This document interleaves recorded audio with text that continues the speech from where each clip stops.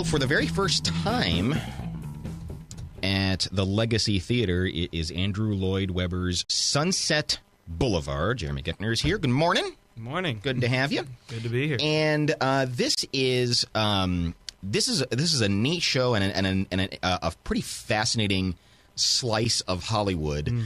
Tell us what this story is about. Well, Sunset Boulevard, it's obviously based on the 1950s film classic of the same name, directed by Billy Wilder, starring Gloria Swanson and William Holden. And it tells the tale of two people, really, one of them being Joe Gillis. He is a struggling screenwriter in Hollywood in the 1950s. He can't make his payments, and so one day he's getting meetings at Paramount, and two finance guys track him down, trying to take his car away. And so as they're chasing him through Hollywood, he ends up at the house on Sunset Boulevard of Norma Desmond, who was the biggest star in the entire world, film star in the world, in the silent film era. But then when talking pictures came, she was unwilling to adapt, so she was left behind. And you've got this crazy scenario that really did play out in Hollywood of superstars who didn't realize they were no longer superstars, and that's where Nora Desmond is stuck. That is exactly where Joe Gillis finds her in the house. She's having a mock funeral for a dead monkey, but that just shows you just how off the chain she is. But as he gets to that house, Norma convinces him, or he convinces her, whichever way you want to go, to help her write a script that she's writing to try and make her triumphant return to Hollywood. And over the course of the musical, their relationship grows in just really deceptive, really strange ways. There's romantic things that happen.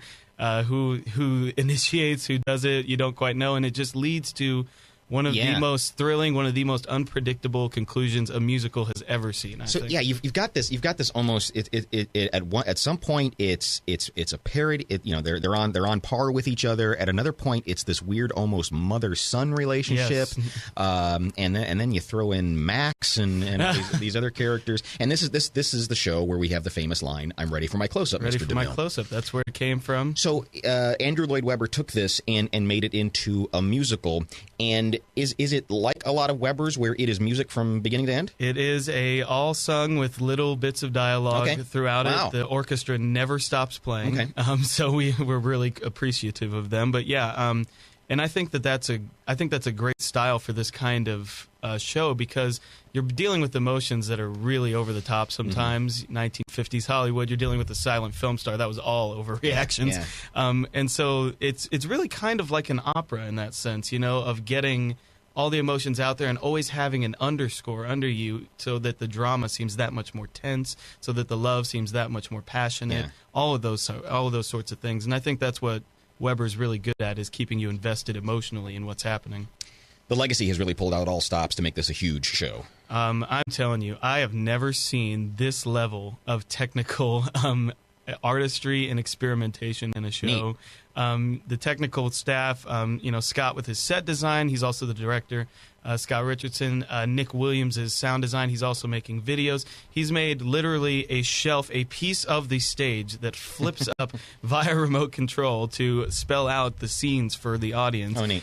He's made projections that go on these giant travelers that Scott has made. And, of course, Scott has made, and the entire team has made, an entire giant mansion. Oh, wow. Complete with just all sorts of pictures of Cinda. Like, they've worked in a picture that Cinda got painted when she was younger by her mother-in-law. I mean, it's just like all of these things that are just, it's one of the most impressive looking shows that I've ever seen in this area. You mentioned Cinda. Cinda Reitzman plays Nora Desmond, Cinda is just a great gift to local theater. Oh, awesome. And really just knocks it out of the park. What do you do in the show, Jeremy? I do play Joe Gillis, the William Holden part from the film, and that's not intimidating at all. It's interesting. I saw the movie a long time ago, and I thought it was just one of the most impressive films. Really kind of controversial for its time. Sure. Poking fun at Hollywood, showing kind of the darker side of it. And also, the first time when a sexual relationship of sorts was suggested between an older woman and a younger man in a movie. And all those emotions are at play in this show. And all the characters are just really complex. You mentioned, Max is played by Mark McHugh, who's just I mean, God, every time I hear him sing, I just want to give up. He's just one of the best singers I've ever seen. And then Sarah Baltusevich plays Betty Schaefer, who's the kind of other love interest for Joe that kind of pulls he and Norma apart. So just a great, obviously based on a great a slice of cinematic history in America, and then turned into a musical. It's Sunset Boulevard. It opens up this Friday? This Friday, runs through Sunday, and those shows are at 8 o'clock every night and 2 o'clock on Sunday. And then the next weekend we go Thursday through Sunday. And then the weekend after that we go Thursday through Saturday. So off and on from June 28th through July 13th. Lots of chances to get them. You can order your tickets in advance. Go to their website at thelegacy.com. And do it that way, or give a phone call. Yeah, there's a phone number, 800-838-3006. Tickets are $18 if you order in advance, and $20 if you get them the day of the show, which is still just...